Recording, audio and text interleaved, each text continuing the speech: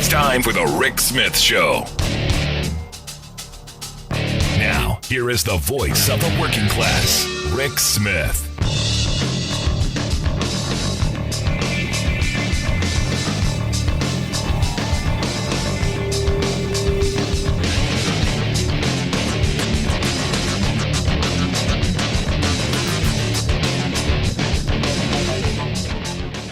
Now, here is Rick Smith. So, huge victory yesterday in Ohio. And in fact, heard a lot about what's going on. One county. This is remarkable. And when someone tells you, hey, your vote doesn't matter, one county in Ohio, Clark County, Ohio, one vote. 16,015 people voted no, and one vote separated the no's and the yeses. That's quite remarkable. And this, again, why people should be voting. And here to share some thoughts on the big win in Ohio and maybe give us some insight onto how they got the turnout, how they got people to vote, and what this is going to mean going forward. I've asked Liz Walters to come talk with us. Liz is the chair of the Ohio Democratic Party. You want to check out their website, ohiodems.org. Liz, thanks for taking some time for us. Hey, Rick, thanks so much for having me. It's exciting to be here with you. So this is a pretty big deal, but this one little nugget, I've been fixated on this one little nugget. Yeah. One vote for the no side, 16,015 no, 16,014 yes. That just shows me every vote matters. 100%. I think that this whole victory you saw in Ohio showed us how much our democracy matters. And I'm really proud that Ohio voters showed up to overwhelmingly reject this anti-democratic move from the out-of-touch GOP leaders in Ohio State House and Secretary of State Frank LaRose.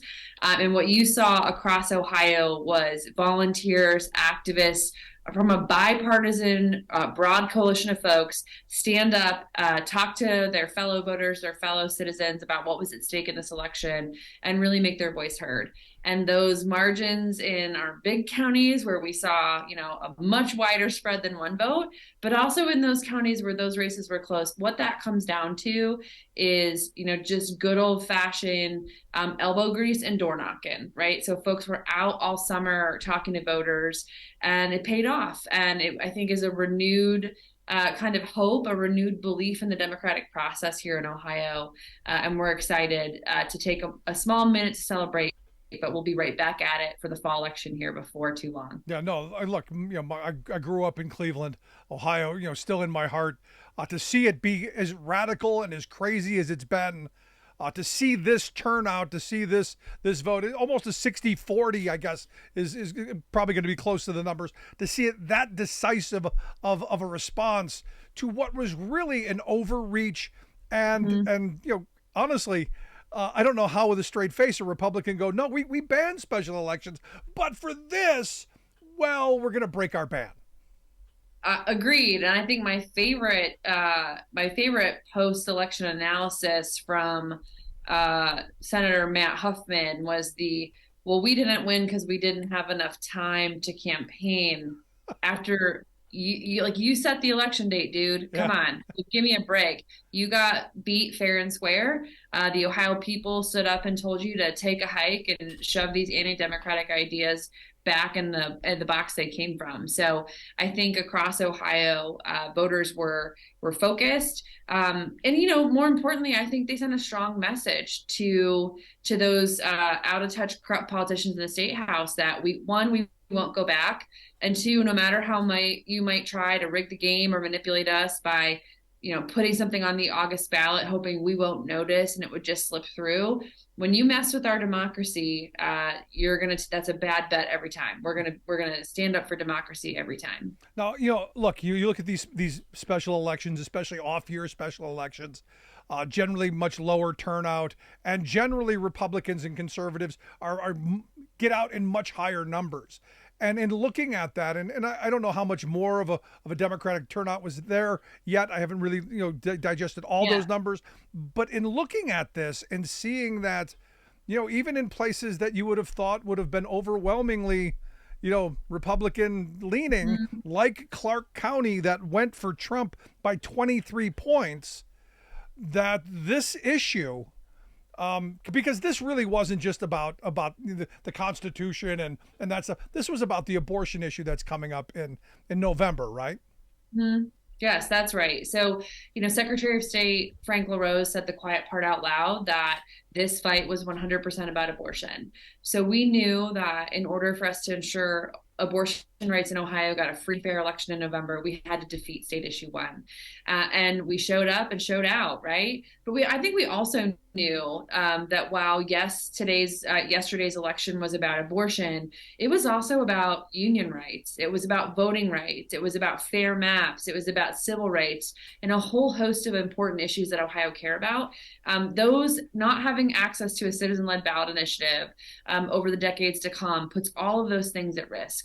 Ultimately, the ballot initiative process is the tool by which Ohio voters hold our elected officials accountable when they are out of touch with the majority's will. Right. We have been judicious stewards of that. We haven't abused it or overused it. But given the state of our state house currently, we know it's a tool we need to hang on to. Yeah, but the reason I bring this up is because, if it was that issue, if really the abortion issue was front and center, that issue, Republicans have a problem in November. Because, I look at the same polling I'm sure that you look at. Even Republicans don't want Roe to have been overturned. They want abortion to be safe and legal, and probably more rare than most people. But they still don't want people dying in back alleys. And I think this issue is a real problem for the GOP. I agree. And I think it also is a real clarifying moment about choices that Ohio voters have, right? One side, one group wants to protect our freedoms, including women's freedom to make healthcare choices with the privacy of their family and their doctors without the interference of politicians. And the other side thinks that state legislators belong in the doctor's office with you. It's that simple. And so as we go into the fall, those choices are going to be made very clear for Ohio voters, but it's also something that we'll continue to carry into 2024 as we talk about the elections coming up next year too, because I think the stakes have never been higher. You listen to the Rick Smith Show here with Liz Walter. She's the chair of the Ohio Democratic Party. You can check out their website, ohiodems.org. We'll get links out on social media how you can take a look at this. Now, again, huge victory. The messaging coming out of this, I think, is fabulous. You're taking on, an overreaching Republican majority in your House and Senate, and good. I mean, this is something we have to have. But, then the pivot is, asking the simple question, how is any of this making working people's lives better? How is any of this going to help families put food on the table and parents help their kids, transition into adulthood? How is this going to make lives better? I don't see how any of the chaos we see by Republicans in Washington or in Columbus, I don't see how any of this makes workers' lives better. I couldn't agree more. And I think Ohio voters deserve an answer about why the GOP leadership in this state spent $20 million of their hard-earned tax money on an illegal August special election on an issue that none of us wanted. Frankly, they should all ask for a refund. But more importantly, it speaks to their priorities. And as the legislative session came to an end earlier this spring, you know what we weren't talking about? We weren't talking about wages. We weren't talking about jobs. We weren't talking about prescription drug costs. They were talking about extreme stances on issues out of alignment with most of Ohio voters. And hopefully this is something we can keep reminding folks of going forward as we come into the fall this year. No, I mean, for me, this is the central issue. The central issue is always, how are you going to make the kitchen table a happier place? How are you going to be able to help working people put a roof over their head, food on that table, and make lives better? All of the divisive stuff, all of this stuff that Republicans keep throwing at us, from abortion to same-sex marriage to whatever, is all meant to keep us in the red hat, blue hat category, keep us divided and eating each other while they rob us blind. And I want the Democrats to be the party of Roosevelt. I want them to be the party of Sherrod Brown and Joe Biden and really hammer on, hey, we are making lives better. We're doing the hard work of making prevailing wage stronger so workers who are building this country back up again are going to make a good wage and it's going to help communities. That, to me, that just seems like the issue. I couldn't agree more. And I think that as we have these hard conversations, one of the other important things that issue one did was gave Ohioans an opportunity to find common ground. As you've noted, the extremism we're seeing out of the GOP these days has been polarizing and pushes us into camps. And our defeat of State Issue 1 was a bipartisan coalition of folks from around the state who believe in democracy, who were able to point to the values we share. And I was telling folks going into this, I'm from a big working class Irish Catholic family. We don't all agree on politics, and had a family gathering a couple weeks out, and my devout Trump supporter cousin walked in my house and goes, "Hey, I really like your yard sign, that no on issue 1 yard sign." I said, "Okay, that's a funny joke." And he goes, No, I'm serious. This thing is power should belong to the people. Like, freedom matters, and who stands for freedom is important to me. So I'm voting no on issue 1. First time in a minute we voted the same way in an election, but also an important moment for us to kind of clarify the conversation with voters across the state about who stands for what. Yeah, no, look, and this is, I talk about this all the time. So I'm glad you brought this up, because people, when I say, Joe Walsh, the former congressman from Illinois, is someone who I call a friend, people are like, "Oh my God, I can't believe it. You're a conservative." No, we both believe in democracy. We don't agree on anything else. We both want to make sure that ballot box shows the will of the people, and that we follow the Constitution, and we believe in democracy. Again, nothing else. But on this is where we can pull people back together. So I'm so spot on with what you said there. Yes, it is an incredible opportunity for us to have those conversations as we move again through this year, but also into 24. We know that the work is not done. The work continues in Ohio. We have a long ways to go still, but this is an important victory and a long war for kind of the soul of our state and for the lives of working people across Ohio. Yeah. Now, the last line of questioning I've got for you, because Sure. this obviously is going to be a launching pad for 2024. Obviously this November and next year as well. And out of this, I think having a real conversation about the abortion issue, I think, is something that has to be had, because what we've learned from our Republican friends, and maybe you'll come with me on this, maybe you won't, but what I've learned is when they talk about, the abortion issue, they're just anti-abortion. They're certainly not pro-life, because I've seen no one come forth with health care, with education, with food programs, with anything that's going to help these mothers that you're forcing to bring children into this world. I've seen none of them bring policies that are going to help in that way. And look, I'm a kid who grew up in a housing project on the west side of Cleveland with a single mother. So I know what empty cupboards look like, and I know what it means to have government be helpful. We're not seeing this from the Republicans, and I wish someone would hammer on this. It's great to say that you're anti-abortion, but don't try and fool me with pro-life, because you don't give a rat's behind about kids once they're born, only when they're in the fetus. Listen, and there is data point after data point in Ohio that backs up exactly what you just said. I think one of the most important points we often miss here too is maternal health in Ohio. Ohio still has an outsized amount of maternal death in this state, and it is particularly profound for Black mothers and African American women in our state. And so at a time when we should be doing more to ensure that families are healthy, to ensure that women are healthy and have the ability to make choices about their health care, we are taking important medical decisions off the table and giving them over to politicians in the state house who want to ban free school lunches, who want to ban teaching of science, who want to ban birth control.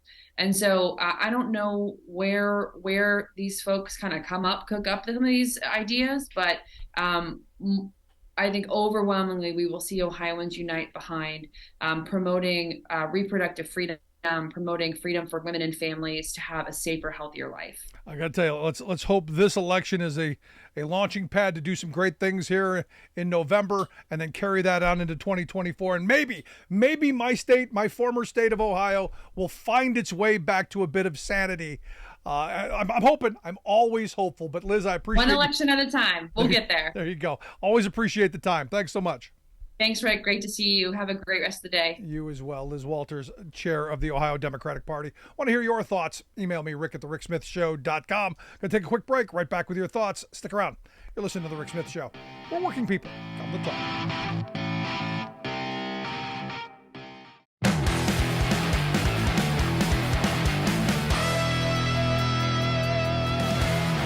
I'm being indicted for you. Thanks a lot. And Trump is the victim. We're going to start slitting throats on day one. I've got plenty of stabbing videos right now on my computer. You want a smart president. You don't want a stupid president. I'll vote for Donald Trump if I have to vote from him from the jail cell. I used to represent people charged with murder, and people would, I never got ostracized. I mean, and I was never for murder or anything. Never scored. They don't score. Why? Because they're too busy on the woke agenda. Because I would see him with his wife having something around his neck every night and walking around. She doesn't let him go to the. She lets him go to the bathroom by himself. That's about it. The latest German Shepherd, the anti-police dog, clearly a Democrat. But I've been canceled. My books are not allowed to be sold at the Martha's Vineyard Chilmark Book Fair because I defend Donald Trump. You're saying the dog is a Democrat? I'm saying the dog is a Democrat. And the amount of hypocrisy is too much to take, Maria.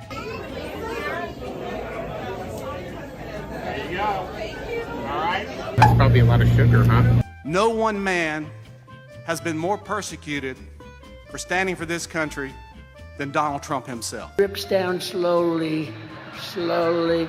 You have suds, beautiful, nice, wonderful suds. I think the age of consent should be lower. I don't even really believe in the concept. You want to know why? Because marriage is consent. I really believe he's mentally ill. I'm not calling for violence. I'm not a violent person. What I'm calling for is for people to realize that there is a Second Amendment for a reason. I've come to like him, and he likes him, and that gets us through 18 holes of golf. President Trump have been pretty substantially behind. And you not here. They have something on Mitch McConnell. There's no way that he's doing this. They've got something on Mitch McConnell.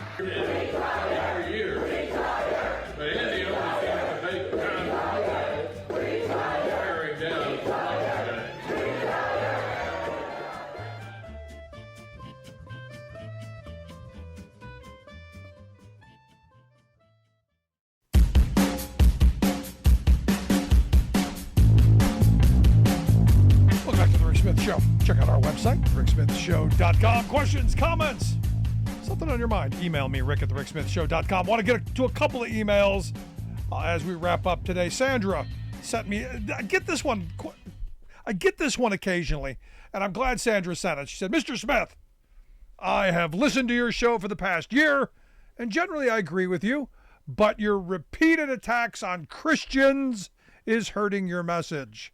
As a churchgoer and believer in Jesus, I am tired of liberals attacking our beliefs. Does it mean that much to you to tear us down? Is it such an infringement on your life that you mock and ridicule us? I think you would get more people on your side if you stopped attacking good people of faith. Have a blessed day, Sandra. I don't think I've ever attacked a good person of faith. I actually know a lot of good people of faith, and they are the types who don't do the judgment, don't pass the judgment. They're the ones who will help feed the hungry and clothe the naked and heal the sick, and they are the people who are community minded, and they live by examples. And when I read your email, Sandra, it's one of these things. I don't think I've ever attacked Christianity or Christians. I've attacked hypocrites. I've gone after people who, I don't know, tell me that Jesus talks to them and that they've told them to do things like, end abortion, but not do anything else. Like, that's it. The day over, but check.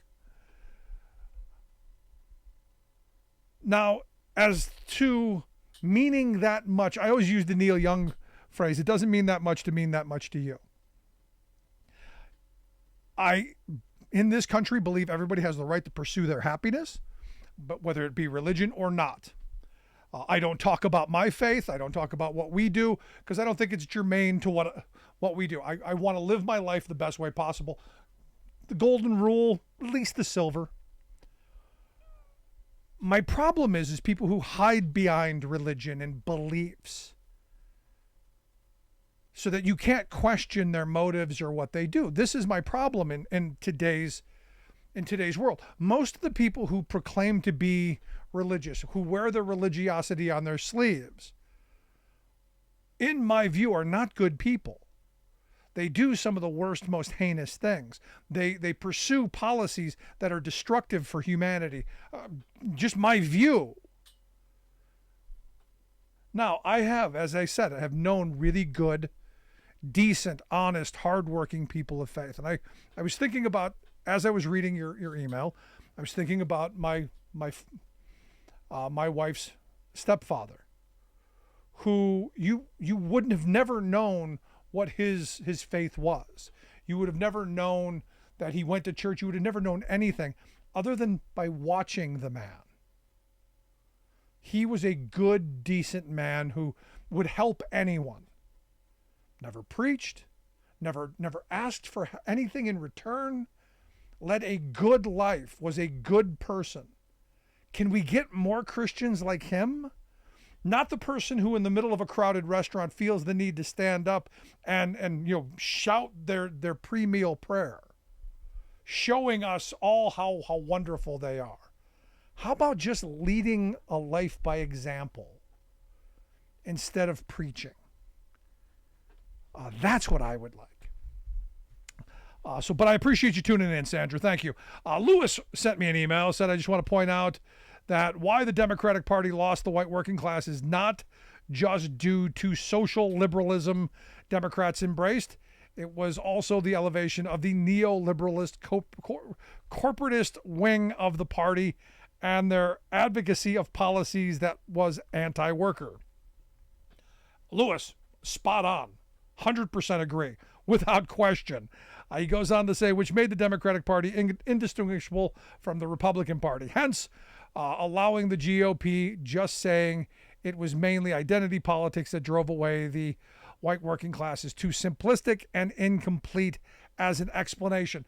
No, you're spot on and you're not wrong. But here's the thing. I think the point that was made earlier is a lot of Democrats at the working class Democrats, especially when we went through Iowa.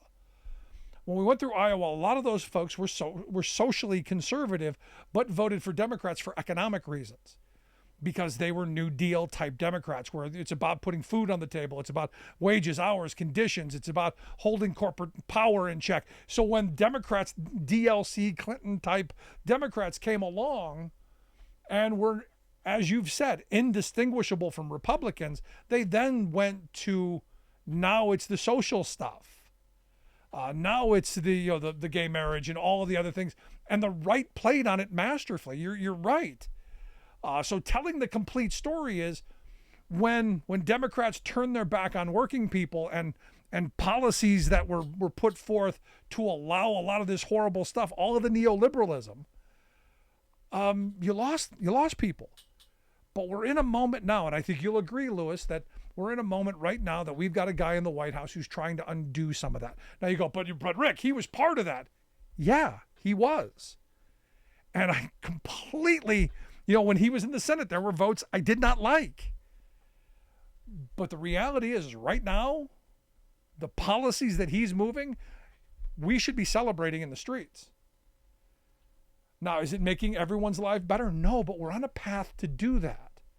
We're on a path to make those working class jobs good jobs again. The kind that one income can support a family. You go back and you think about those New Deal era policies that said, you know what, we're going to pay a factory worker $100,000 a year so that they can survive, they can make a living, they can support a family, they can thrive.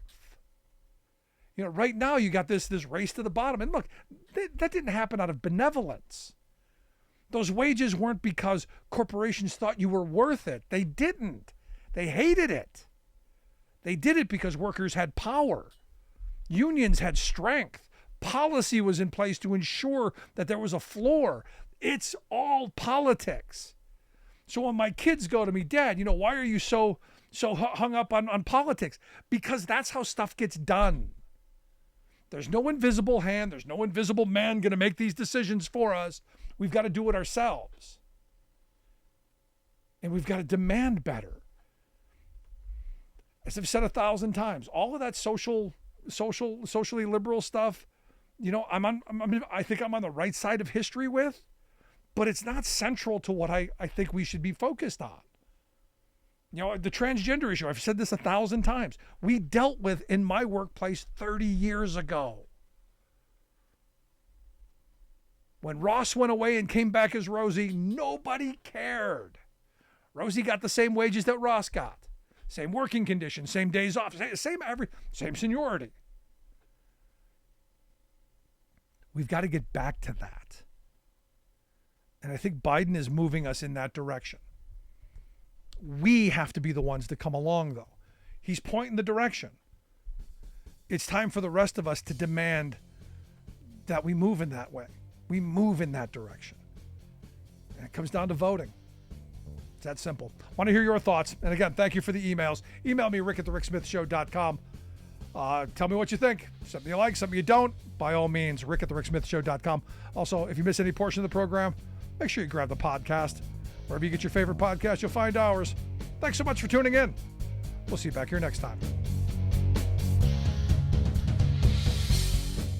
The best way to strengthen America's economy? How about investing in America's fastest growing industry? Clean energy. It means millions of jobs that pay well and can't be outsourced. And lower utility costs for families. Congress, let's get it done.